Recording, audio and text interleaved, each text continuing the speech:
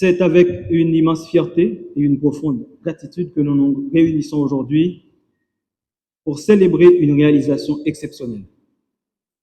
Le ministère de la Santé publique et de la Population a l'honneur de procéder à la réalisation de cette cérémonie de présentation du prestigieux prix de leadership dans le domaine de la gestion des services de santé décerné par l'Organisation panaméricaine de la santé, OPS-OMS.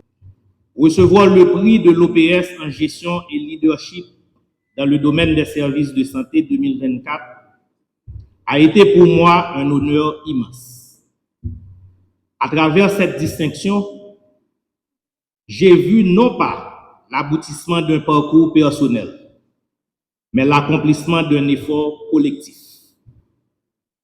Ce prix appartient à toutes celles et ceux qui, souvent dans l'ombre, portent le fardeau de la santé publique en Haïti.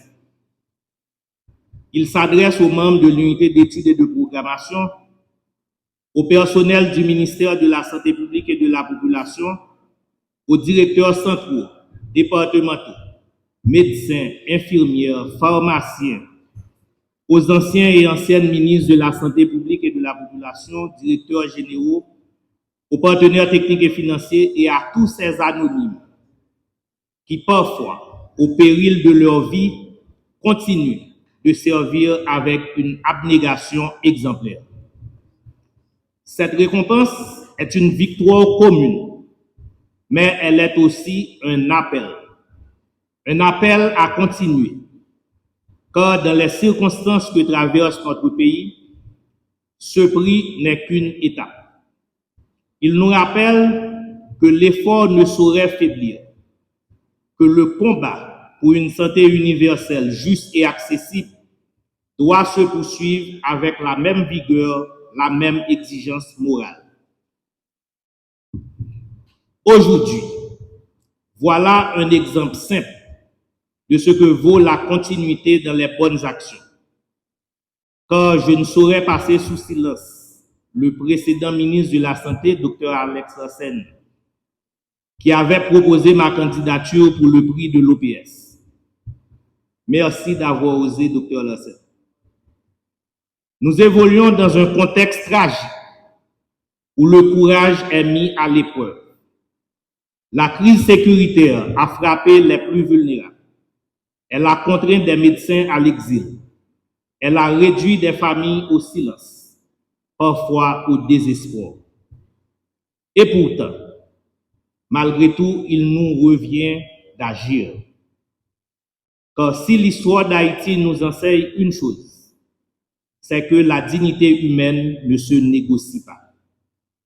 Il nous faut poursuivre ce travail pour garantir, en dépit des obstacles, que chacun puisse jouir du droit fondamental à la santé. Nos défis sont immenses. L'insécurité qui immobilise nos soignants, la pénurie de matériel, le manque criant de ressources humaines et financières.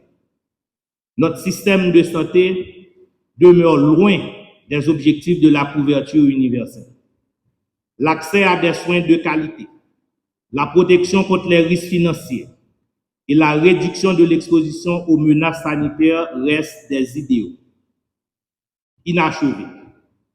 Mais il n'y a pas de place pour le renoncement. Quand les moyens manquent, il faut réinventer nos méthodes, mobiliser nos savoirs, optimiser nos ressources, innover sans relâche. Voilà les leviers de changement nécessaires. Réformer nos institutions et le financement de la santé est une urgence. Nos actions doivent se concentrer sur les soins de santé primaires, ceux qui touchent les plus vulnérables. Car c'est en protégeant les plus faibles que l'on fortifie une nation. Si nous n'agissons pas aujourd'hui, demain nous surprendra, comme la pandémie de Covid-19 l'a fait hier. À l'avenir, il n'y aura peut-être pas d'échappatoire vers d'autres cieux. Chaque pays devra compter sur ses propres forces. Haïti ne saurait être l'exception. Mais pour bâtir cet avenir, il nous faut un leadership éclairé, non pas celui qui domine ou écrase, mais celui qui sait écouter et apprendre.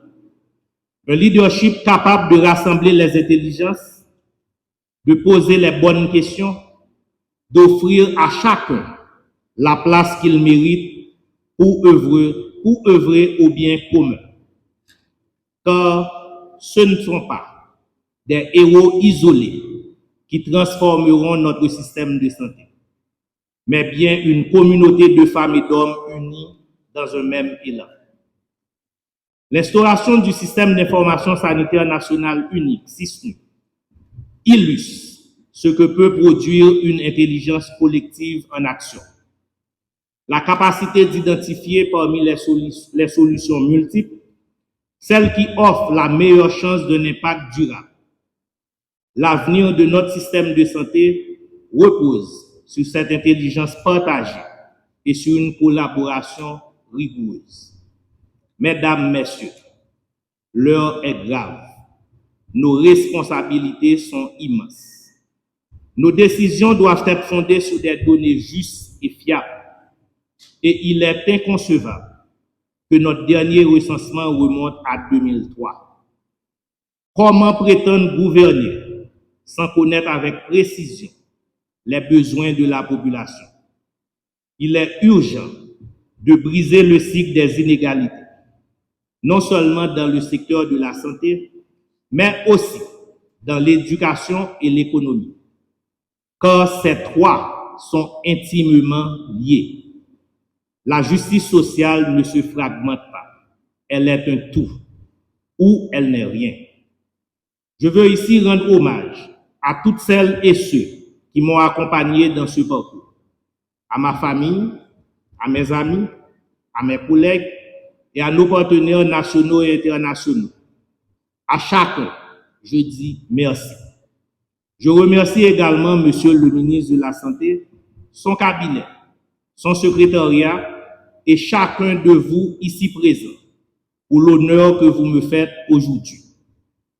Ce prix, je l'ai reçu au nom du peuple haïtien, ce peuple digne et courageux qui, en dépit des épreuves, attend avec patience une amélioration de sa santé et un soulagement de sa souffrance. Ensemble, nous devons nous engager à construire une Haïti plus juste, où chaque individu pourra vivre en bonne santé, libre et épanoui dans un pays enfin pacifié et prospère. Rien n'est écrit, rien n'est jamais écrit d'avance. C'est à nous d'écrire l'avenir avec foi et détermination. Haïti mérite notre engagement. Le moment est venu de montrer que nous sommes dignes de cette mission.